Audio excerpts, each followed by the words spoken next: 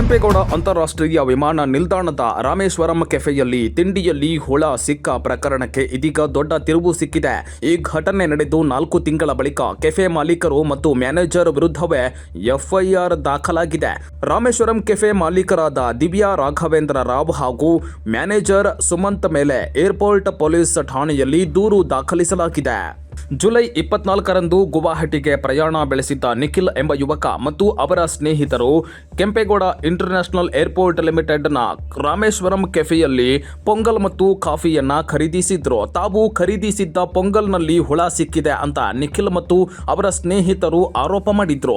ಈ ಘಟನೆಯನ್ನ ನಿಖಿಲ್ ಅವರು ಸಾಮಾಜಿಕ ಜಾಲತಾಣಗಳಲ್ಲಿ ಹಂಚಿಕೊಂಡ ಬಳಿಕ ವಿಮಾನದಲ್ಲಿ ಗುವಾಹಟಿಗೆ ಪ್ರಯಾಣ ಬೆಳೆಸಿದ್ರು. ಘಟನೆ ನಡೆದ ಬೆನ್ನಲ್ಲೇ ರಾಮೇಶ್ವರಂ ಕೆಫೆಯ ಮ್ಯಾನೇಜರ್ ಸುಮಂತ್ ನಿಖಿಲ್ ಮತ್ತು ಅವರ ಸ್ನೇಹಿತರು 25 ಲಕ್ಷ ರೂಪಾಯಿಗಳಿಗೆ ನಮಗೆ ಬೇಡಿಕೆ ಇಟ್ಟು ಬ್ಲಾಕ್ ಮೇಲ್ ಮಾಡಿದ್ದಾರೆ ಅಂತ ಆರೋಪಿಸಿದ್ರು. ಇನ್ನು ಏರ್ಪೋರ್ಟ್ ಪೊಲೀಸ್ ಠಾಣೆಯಲ್ಲಿ ಈ ಬಗ್ಗೆ ಎಫ್ಐಆರ್ ದಾಖಲಿಸಿದ್ರು. ಬಳಿಕ ಈ ಪ್ರಕರಣ ವೈಯಾಲಿ ಕಾವಲ್ ಠಾಣೆಗೆ ವರ್ಗಾವಣೆ ಆಗಿತ್ತು. ವೈಯಾಲಿ ಕಾವಲ್ ಠಾಣೆ ಪೊಲೀಸರು ತನಿಖೆ ಪೂರ್ಣಗೊಳಿಸಿದ್ದು, ಈ ವೇಳೆ ಮಹತ್ವದ ಸಂಗತಿ ಬೆಳಕಿಗೆ ಬಂದಿದೆ.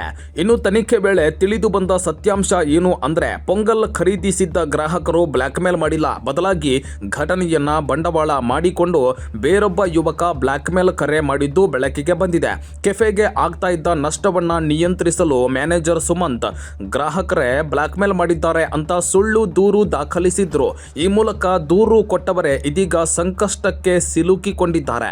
ಈ ಬೆಳವಣಿಗೆಗಳ ನಂತರ ಸುಳ್ಳು ದೂರು ನೀಡಿ ಮಾನಹಾನಿ ಮಾಡಿದ ಆರೋಪದ ಅಡಿ ಹಾಗೂ ಅಹಿತಕರ ಆಹಾರ ನೀಡಿ ಜೀವಕ್ಕೆ ಅಪಾಯ ಉಂಟು ಮಾಡಿದ ಆರೋಪದ ಅಡಿ ನಿಖಿಲ್ ನೀಡಿದ ದೂರಿನ ಮೇಲೆ ರಾಮೇಶ್ವರಂ ಕೆಫೆ ಮಾಲೀಕರಾದ ದಿವ್ಯಾ ರಾಘವೇಂದ್ರ ರಾವ್ ಮತ್ತು ಮ್ಯಾನೇಜರ್ ಸುಮಂತ್ ಅವರ ವಿರುದ್ಧ ಏರ್ಪೋರ್ಟ್ ಪೊಲೀಸ್ ಠಾಣೆಯಲ್ಲಿ ಎಫ್ಐಆರ್ ದಾಖಲಿಸಲಾಗಿದೆ.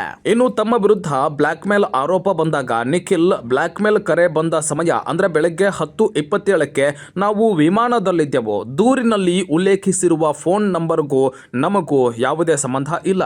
ಅಹಿತಕರ ಆಹಾರ ನೀಡಿ ಜೀವಕ್ಕೆ ಅಪಾಯ ಉಂಟು ಮಾಡಿದ್ದಾರೆ, ಅಲ್ಲದೆ ನಮ್ಮ ವಿರುದ್ಧ ಸುಳ್ಳು ದೂರು ನೀಡಿ ಮಾನಹಾನಿ ಮಾಡಿದ್ದಾರೆ ಅಂತ ದೂರುದಾರ ನಿಖಿಲ್ ಸ್ಪಷ್ಟಪಡಿಸಿದ್ದಾರೆ. ಸದ್ಯ ಏರ್ಪೋರ್ಟ್ ಠಾಣೆ ಪೊಲೀಸರು ಈ ಹೊಸ ಎಫ್ಐಆರ್ ದಾಖಲಿಸಿಕೊಂಡು ತನಿಖೆಯನ್ನ ಮುಂದುವರಿಸಿದ್ದಾರೆ.